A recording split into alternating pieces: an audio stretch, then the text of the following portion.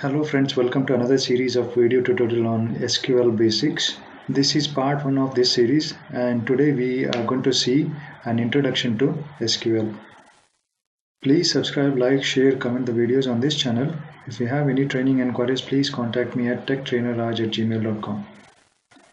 Before we start looking at what is SQL, we need to understand what is database first. Okay, so before we look at database, we need to find out what is data first. Data is any information about an object, and database is nothing but it is a systematic way of storing and manipulating collection of data. The next thing we need to understand is what is database management system. Database management system, or DBMS, is nothing but it is a piece of software where it will allow you to create, manipulate, and it also provides you with the reports on the data. The next thing we need to understand is what is relational database management system. Relational database management system is a type of database management system wherein it makes use of relational model where the data is ordered and grouped into relations. The examples of RDBMS are Oracle, SQL Server, MySQL, to name some of them. The data in RDBMS is represented in terms of rows and columns, where rows represents records and columns are called fields.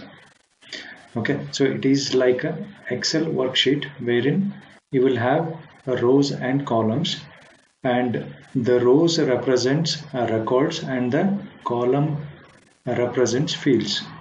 The arrangement of items in DB is like books in a library. If you have been to library, then you know the books will be stored based on the categories like fiction, history, geography. That will be the rows or the records. Column wise, so it will be alphabetically ordered based on the author. Let us look at SQL now. SQL or SQL is nothing but structured query language. It's a standard language to deal with relational databases, which lets you access and manipulate databases.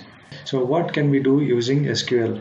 Using SQL, we can perform, create, modify, and delete operations on databases, tables, views, stored procedures, and the records in the table, and we can also set permissions. Who needs SQL skills? Basically, all developers needs SQL skills. So if you are a test engineer, then some of the projects wherein there is a data conversion needed, or migration from one database to another database, or different versions of the database, then you might need to know SQL basics. Another example would be where you are working on data warehouse projects or BI projects. So that is where you need the SQL basics or SQL basics.